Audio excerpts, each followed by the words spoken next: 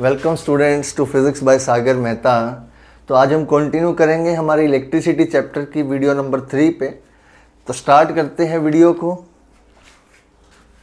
Electricity chapter और ये है हमारे पास बेटा वीडियो नंबर 3। तो शुरुआत करते हैं हम बेटा पहले टॉपिक से, कंडक्टर्स के बारे में।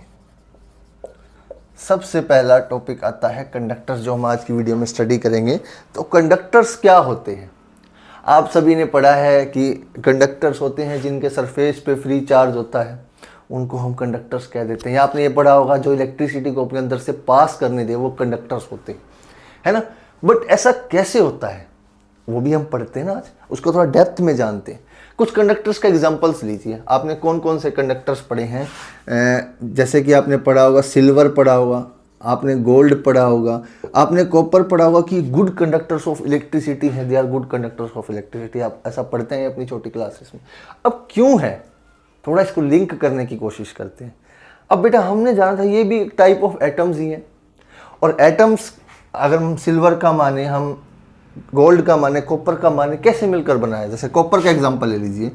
कॉपर के अंदर न्यूक्लियस है, न्यूक्लियस के अंदर पॉजिटिव और न्यूट्रॉन्स जो होते हैं हमारे इसके अंदर पैक्ड है। हमने नहीं इनके बारे में ज़्यादा डिस्कस करना, छोड़ देते हैं।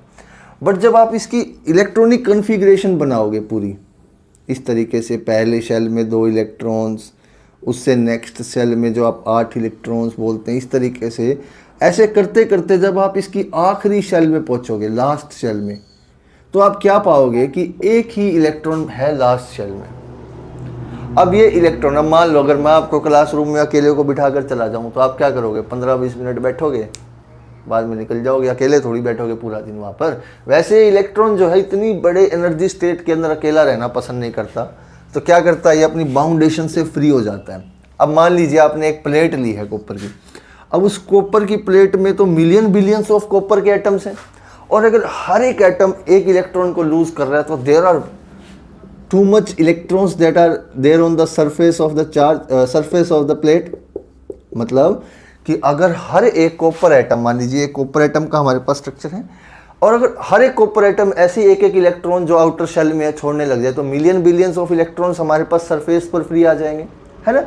अब यही इलेक्ट्रॉन्स इनको इलेक्ट्रिसिटी कंडक्ट करवाने में हेल्प करते हैं। कैसे? अब देखिए, अब हमने इतना तो पढ़ लिया कि जो कॉपर हो गया या कंडक्टर्स हो गए, उन सभी के आउटर मोस्ट शेल में जितने हमने पढ़े हैं, गोल्ड, कॉपर, एल्युमिनियम, है ना, इनके सबके आउटर मोस्ट शेल में एक इलेक्ट्रॉन, और वो एक इलेक्ट्रॉन अपनी बाउंडेशन से फ्री होकर सरफेस पे आ जाता है, और ऐसे million billions of electrons free हो गए।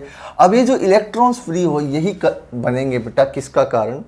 इनके बीच में से इलेक्ट्रिसिटी पास करवाने का कारण। तो हम इसकी डेफिनेशन क्या लिखेंगे कंडक्टर्स की? They have free charge on its surface, है ना, and allow electricity to pass through it, electricity to pass through it। अब इलेक्ट्रिसिटी कैसे पास करने देता है वो भी हम देखेंगे कैसे। अब देखिए, हमें इतना तो पता चल गया कि कंडक्टर्स के सरफेस पर इलेक्ट्रॉन्स होते हैं। अब मान लीजिए आपने एक कॉपर की वायर ली, ये भी एक कंडक्टर ही होगी वायर। आपने इसको बैटरी से कनेक्ट कर दिया, बैटरी के पॉजिटिव और नेगेटिव टर्मिनल। बैटरी हमें क्या देता है? हमेशा याद रखना, बैटरी हमें प्रोवाइड करता है क्या बेटा? Potential difference. अब हमने एक एंड ये ले लिया वायर का, एक एंड ये ले लिया, और दोनों पर हमने क्या अप्लाई कर दिया बेटा? एक पोटेंशियल डिफरेंस अप्लाई कर दिया। किसके थ्रू? बैटरी के थ्रू। और पोटेंशियल डिफरेंस अप्लाई करेंगे तो चार्ज मूव करेगा। हमने पढ़ा था ना, रिवर्स कंसेप्ट कर दीजिए। हमने इसे पोटेंशियल डिफरेंस पढ़ा था, तो पोटेंशियल डिफरेंस हमारा किसके इक्वल था? जितना चार्ज एक पॉइंट से दूसरे पॉइंट पर मूव करा। पोटेंशियल डिफरेंस में पढ़े थे ना हमने। वैसे ही यहाँ पर अगर पोटेंशियल डिफरेंस अप्लाई कर दिया तो क्या होगा? जो चार्ज पार्टिकल है, अगर इलेक्ट्रॉन्स हैं तो नेगेटिव से पॉजिटिव फ्लो करना स्टार्ट कर देंगे, है ना। अगर हमारे, तो यहाँ पर क्या होगा बेटा? करंट का फ्लो होना स्टार्ट हो जाएगा। अभी हम डायरेक्शन की जिक्र नहीं करते, वो सभी हम करंट पढ़ेंगे तो जिक्र करेंगे। बट इतना जानिए कि जो कंडक्टर्स हैं वो क्या करते हैं बेटा? जैसे ही हम उनको पोटेंशियल डिफरेंस अप्लाई करते हैं, वो अपने अंदर से करंट का फ्लो करना स्टार्ट कर देते हैं। क्लियर है कि नहीं है? अब कंडक्टर्स का एग्जाम्पल क्या है? फॉर एग्जाम्पल हमारे पास होता है बेटा कॉपर, Cu, ठीक है, और गोल्ड, Au, है ना, लिख सकते हो इनके एग्जांपल, और भी लिख सकते हो दो चार जो भी आपको पता है, ठीक है। फिर आता है इंसुलेटर्स। अब इंसुलेटर्स जनरली क्या होते हैं, इनको चार्ज के इनके पास फ्री नहीं होता, सब कुछ कंप्लीटली फिल्ड होता है, बिल्कुल संपन्न होते हैं, सर्वगुण संपन्न। तो इनको की ज़रूरत ही नहीं है फ्री इलेक्ट्रॉन्स अपने देने की, क्यों, कंप्लीटली फिल्ड होते हैं जनरली सारे शेल्स। तो इंसुलेटर्स के अंदर क्या होता है, इनके पास कोई फ्री चार्ज नहीं होता, तो they do not allow electricity to pass through it. अब बेटा अभी तो हम इनको बेसिक पढ़ रहे हैं, आगे आने वाली टर्म्स में हम इंसुलेटर्स पढ़ेंगे, कंडक्टर्स पढ़ेंगे, तो इनको हम कंपेयर करेंगे रेजिस्टिविटी से, कंडक्टिविटी से भी, ताकि उनके थ्रू भी हम इसको थोड़ा और समझ पाए, ठीक है। बट अभी के लिए बस इतना जान लीजिए हम कंडक्टर्स और इंसुलेटर्स के बारे में। कंडक्टर्स वो है जो इलेक्ट्रिसिटी को अपने थ्रू पास करने देते हैं और उनके सरफेस पे फ्री चार्ज होता है, और इंसुलेटर्स क्या होता है जो इलेक्ट्रिसिटी को पास करने नहीं देते। अभी हमें कंडक्टर और इंसुलेटर्स का बेसिक समझ में आ गया। अब आते हैं इसका, इंसुलेटर का एग्जांपल दे सकते हो आप कोई, बड़े आसान है, ग्लास, रबड़, ये सारे इंसुलेटर्स ही है ना। तो कंडक्टर्स और इंसुलेटर्स में कोई डाउट? तो अब नेक्स्ट बढ़ते हैं बेटा हम करंट की तरफ। इसको मैं यहाँ से हटा देता हूँ बेटा, अगर आप लिख चुके हो तो लिख लीजिए, नहीं लिखा है तो। अब आते हैं बेटा हम हमारे मेन टॉपिक पर, करंट, जिसको हम जनरली रिप्रेजेंट करते हैं आई से बेटा। फिजिक्स में आई से रिप्रेजेंट करते हैं। रिप्रेजेंटेशंस आप खुद से भी कर सकते हो उस कैलकुलेशंस में, बट जैसे अगर क्वेश्चन में कोई फॉर्मेट दिया तो उसको फॉलो कीजिए, है ना। तो करंट क्या है बेटा, करंट का क्या है, अगर चार्ज फ्लो कर रहे हैं बेटा, किसी भी तरह का चार्ज, पॉजिटिव, नेगेटिव, और अगर कोई पूरा कैटायन, एनायन, इलेक्ट्रॉन्स फ्लो कर रहे हैं, प्रोटॉन्स, कुछ भी, किसी भी तरह का चार्ज अगर फ्लो कर रहा है, अल्फा पार्टिकल्स मूव कर रहे हैं, तो किसी भी तरह का अगर चार्ज पार्टिकल मूव कर रहा है तो उसके कारण क्या प्रोड्यूस हो रहा है, करंट। क्लियर है कि नहीं है? तो हम यहाँ से करंट की डेफिनेशन क्या बोलेंगे, it is the flow of charge per unit time. तो करंट क्या है हमारे पास बेटा, ये है flow of charge per unit times. Charge का फ्लो समय के साथ क्या है हमारे पास, करंट। अगर इसको फॉर्मूला बनाए तो बड़ा आसान है, जैसे हमने वेलोसिटी की बनाई थी, displacement upon time, displacement covered upon time, distance covered upon time, वैसे ही चार्ज फ्लोइंग अपॉन टाइम। तो यहां से हम क्या बोलेंगे बेटा, क्यू क्या है यहाँ पर, चार्ज फ्लोइंग, और टी क्या है यहाँ पर हमारे पास, टाइम। अब देखिए ये तो हमने बेसिक फॉर्मूला पढ़ लिया, यूनिट क्या होगी। अब बेटा देखिए अगर बाय फॉर्मूला निकाले तो यहां पर क्या है, चार्ज, चार्ज की यूनिट क्या पढ़ी हमने, कूलम, डिवाइड बाय क्या है, टाइम, तो क्या हो जाएगी, कूलम पर सेकंड, है ना, है ना। और इसको हम किसके इक्वल बोलते हैं, 1 कूलम पर सेकंड को 1 एम्पियर के। क्लियर है कि नहीं है? तो इसको 1 एम्पियर भी बोलते, तो यूनिट क्या हो सकती है, सिंपली हम बोल सकते हैं its unit is ampere coulomb per second. Ampere को आप सिंपली ए लिख सकते हो, ठीक है, या एम्पियर भी लिख सकते हो, कुछ भी लिख सकते हो, दैट डजंट मैटर, ठीक है। अब आपको यूनिट पता चल गई है। अब आता है सबसे इंपॉर्टेंट जो बच्चों के लिए डाउट क्रिएट करता है, डायरेक्शन।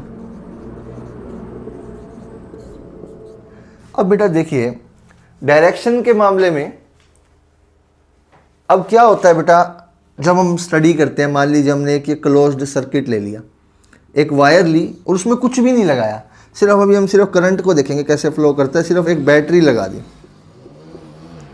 ठीक है, कॉम्बिनेशन ऑफ सेल्स, हमने बैटरी लगा दी यहाँ पर एक, पॉजिटिव और नेगेटिव। तो करंट क्या है बेटा, यहाँ से अब हमें ये एक वायर जो है वो किस में बनी है, किसकी मटेरियल की, मान लीजिए कॉपर की बनी है, कॉपर के ऊपर फ्री इलेक्ट्रॉन्स ऑलरेडी है, चार्ज तो इसके पास ऑलरेडी है सरफेस पे, उसको मूव करा दो किसी ना किसी तरीके से, तो मूव करेगा तो क्या हो जाएगा, करंट फ्लो करेगा, है ना। अब क्या है हमारे पास, हमने पोटेंशियल डिफरेंस क्रिएट कर दिया। पोटेंशियल डिफरेंस किस में जाएगा, वर्क डन में, है ना, वर्क या कह सकते हैं work, the work in moving the charge from B to A, ऐसा समझ सकते हो जैसे हमने पोटेंशियल डिफरेंस में पढ़ा था उस टाइप का कंसेप्ट। या ये समझ लीजिए जो हम पोटेंशियल डिफरेंस अप्लाई कर रहे हैं वो चार्ज को मूव करने में काम देगा या करंट प्रोड्यूस करने में काम देगा। गेटिंग माय पॉइंट और नॉट। तो यहाँ से अगर हम चार्ज पार्टिकल को मूव कर रहे हैं इस तरीके से, तो अब इलेक्ट्रॉन्स तो नेगेटिव टर्मिनल पे हैं, तो यहाँ से इस तरीके से मूव करते करते इलेक्ट्रॉन्स तो इस तरीके से फ्लो करेंगे।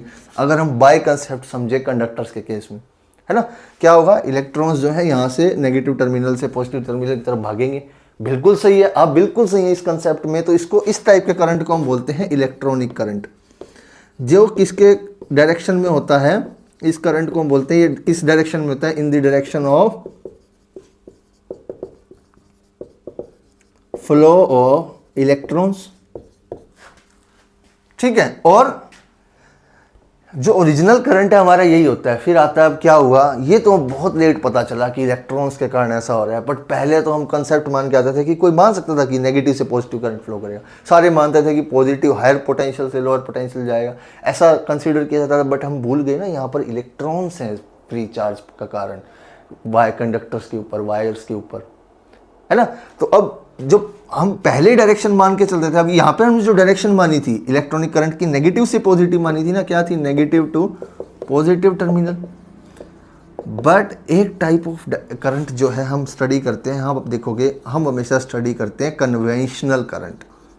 अब कन्वेंशनल का मतलब क्या होता है, पारंपरिक, परंपरा चलती आ रही है जो, परंपरा, प्रतिष्ठा, अनुशासन, है ना। वैसे ही कन्वेंशनल करंट का मतलब क्या है, जो पहले से हम मानते आ रहे हैं। पहले से हम क्या मानते आ रहे थे कि करंट जो है वो पॉजिटिव से नेगेटिव फ्लो करता है। इसके अंदर करंट की डायरेक्शन क्या होती है बेटा, पॉजिटिव टू नेगेटिव टर्मिनल, ऐसा मानते चलते थे। तो हमें दोनों ही पता होना चाहिए, किसी बुक में कन्वेंशनल को मान लेते हैं, किसी में इलेक्ट्रॉनिक को मान लेते हैं, बस डायरेक्शन का ही फर्क है। और डायरेक्शन को हम इधर उधर पॉजिटिव और नेगेटिव से ही कर सकते हैं, है ना। मान लीजिए अगर कोई इस तरफ जा रहा है तो पॉजिटिव डायरेक्शन में, इस तरफ जा रहा है तो नेगेटिव डायरेक्शन में, रेफरेंस मान लीजिए कुछ भी, है ना। तो जस्ट हमें इतना बताना चाहिए कि कुछ बुक्स में हमें पॉजिटिव से नेगेटिव, किस बुक्स में हमें नेगेटिव टू पॉजिटिव, है ना। बस समझ जाना इतना, जब जहाँ पॉजिटिव टू नेगेटिव लिए मतलब कन्वेंशनल करंट की बात करें, पारंपरिक करंट की, जहाँ पर नेगेटिव टू पॉजिटिव लिए समझ जाएंगे इलेक्ट्रॉनिक करंट की बात करें, दोनों ही एक किस्म से सही है। हालांकि ये कन्वेंशनल करंट नाम की कोई चीज़ नहीं होती, बट इसको हम पारंपरिक तरीके से मानते आ रहे हैं, हाँ हम तो यही मानेंगे, ऐसा साइंटिफिक कम्युनिटी मानती है, इसे एक्सेप्ट नहीं कर पाई। क्लियर है कि नहीं है। तो करंट के बारे में समझ में आया आपको, बोलिए। करंट की डायरेक्शन के बारे में समझ में आया, बोलिए। अब आगे देखिए बेटा,